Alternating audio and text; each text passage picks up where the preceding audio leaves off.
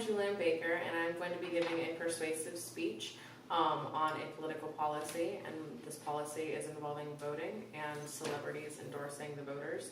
But first, we need to introduce everybody that's in the audience. My boyfriend Michael is going to be taking the camera, like in charge of the pictures and stuff like that, but he is part of the audience because I was unable to get more than 5 people. So we're going to start over here. Joyce Baker, her mother. Courtney Hart, her friend. Jacob Baker, brother. Rick Baker, dad. Okay, and here we go. So, although people have the freedom to voice their own opinion, attack ads should not be allowed in political campaigns because it misinforms the voters and sways the public's opinion of the candidate unfairly. We have the freedom of speech. In America, we can speak freely. We can say what we want, how we want, when we want it.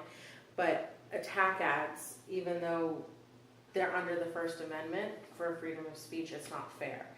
The forefathers originally intended it to be useful in the sense of speaking your own opinion, not in the sense of bashing somebody else. Attack ads borderline slander of individual candidates and their families, which is punishable offense. Now, when you're talking poorly about somebody or how they're doing in office, changing their words, this is punishable because you're giving the public a different view of the candidate and how they live their life and their views and what they believe. Attack ads share insults rather than facts. They sway the public's opinion, generalizing one person's actions for a whole political party. In this attack ad that I watched an attack ad involving Eva Longoria and Kerry Washington, and they talked about President Obama and why you should vote for President Obama.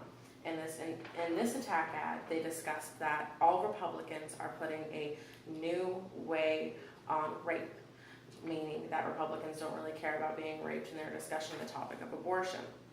They were discussing how Romney was pro-life and Obama was pro-choice. But what they were neglecting to point out was that just because Romney was pro-life, it does not mean that he was against abortion in the sense of rape. It meant he was against abortion in the sense of if you had sex and screwed up and got pregnant to kill the baby, you just have to jump through more hurdles. It takes it out of context. What this video did was it told the voters that Romney really didn't care about the public, and that if you voted for Romney, that you didn't have a choice. You weren't going to have the opportunity to choose how you wanted to live your life, which was not true. The attack ads will only show the partial truth instead of the whole truth. They change the original statements or may take them out of context, and attack ads are disorientation of reality. Thank you.